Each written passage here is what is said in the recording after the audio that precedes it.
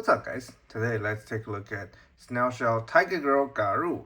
This is their 6th release in their Isekai RPG line, if you count the old color Lastia and the old color Mommy Girl Grissa. And similar to Grissa, she is also based on the artwork of a certain artist, which I can't remember at the moment, so I'll add it on the screen in the editing. And overall, this is a very aesthetic pleasing figure, which, pretty much all these snail shell figures really excel at that. But there's something I don't particularly like, which I'll go into more in the aesthetic and the articulation section. So without further ado, let's take a look at the figure. So if I have been collecting snail shell figures in the past, you'll know that their sculpt quality and the paint job is usually very, very good. Like, not even just among Bishoujo action figures. I think they're some of the best among action figure in general.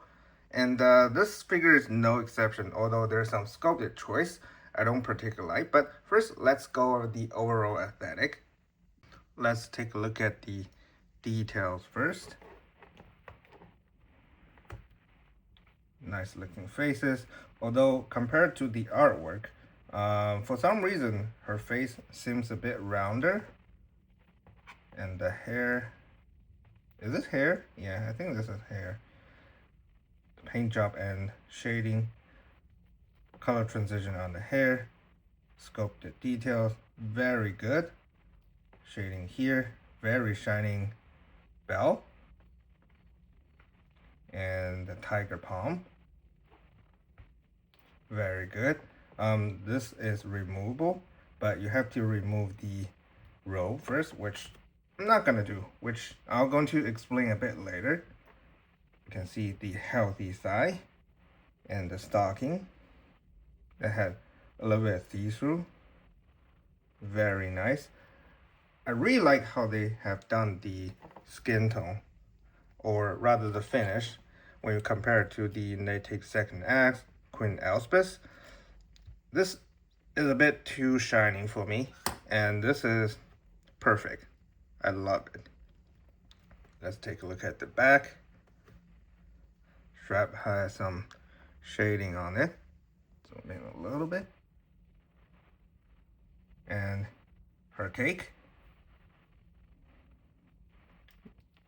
and detail on the feet. Very nicely done and nicely painted. Again, when you compare it to the artwork, she seems a bit boxy, because these robes are plastic, so her arms cannot drape as naturally, okay? And also, they seem to shrink her lower leg and the feet just by a tiny bit, so she doesn't look as good to me in the actual product compared to the artwork. But that does happen from time to time when trying to translate 2D artwork into 3D product, so I don't really fault them for that. And there's another thing I don't particularly like, is that these scars are just printed on. If they're sculpted and painted nicely enough, it's going to add a little bit of depth into the figure. Right now it just looks too flat, but overall still a very nice looking figure.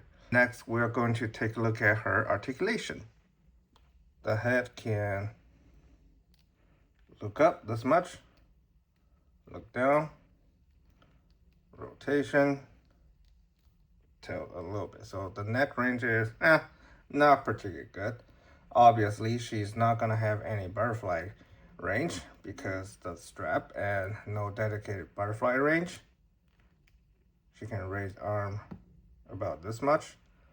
Bicep sole is hidden by the, rags, and the single jointed elbow can go over 90 degrees. You can see the pin here. You cannot rotate the single joint elbow, so beware. And the wrist is a dumbbell.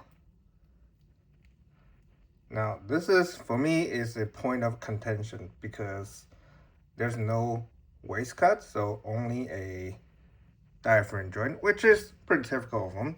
However, again, they like to do the gimmick of removable clothes, right? But they cannot add any details because, they might get into troubles. So it becomes an issue that there's nothing down there, but the clothes is removable. And since this is a one piece, right? And combining with the ropes, it basically killed all the articulation in the diaphragm joint, right? Cannot crunch forward. Pretty much no crunch back. Pretty much no crunching to the side. And rotate only a little bit. So you might as well just get rid of the cut here because it's useless when you have the clothes on. And if you want to see what's down there, there's some strap here, but like I said, she got no nipples, as you might expect. Hip joint. She can have to kick to the side and cannot kick to the 90. Back. I think if you tuck it in, you can get all the way back. Side. About this much. Actually cross leg. Yeah, easily. This is there's two L-shaped hip joint. It's pretty effective. And side swivel hidden by the stocking. And the double jointed knee. I don't know why they keep doing knees like this. It looks pretty ugly. Give me a second. I talk a lot of shit about Sushing's arena, I think that's what they're called. But this is the correct way to do knees. This is much better looking than this. So yeah, that's unfortunate. And ankle, of course, you can rotate 360 and go back, forward, rocker, and no toe. So the overall articulation is, it's bare minimum. There's not much you can do with her outside of looking, I guess the hip area is good enough, but the upper torso is pretty much, she can only standing up tight, which is unfortunate.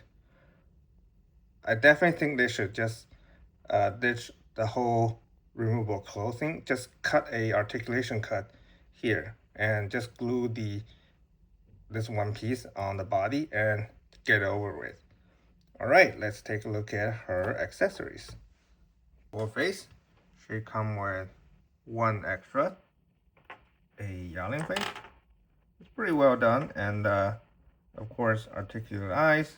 Same goes for the default face. You can use this stick to adjust it, right? And swapping out the faces is pretty straightforward.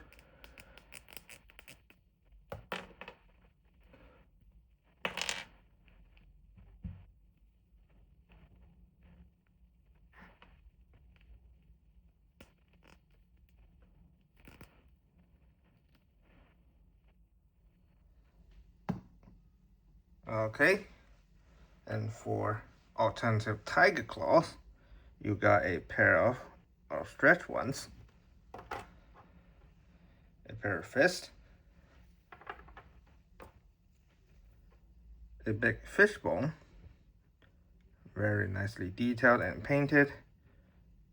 She can hold it with these grabby hands, although you might want to heat it up because both are painted. You don't want to scrap the paint.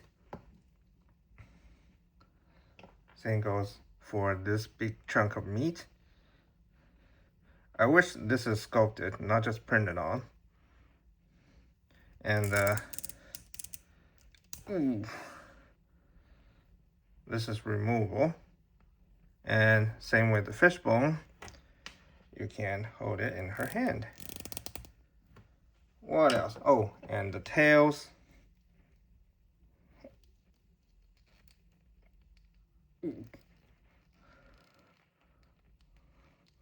a little bit hard to put out. You know what? I'll just let it stay in there. And yeah, it's bendy wire.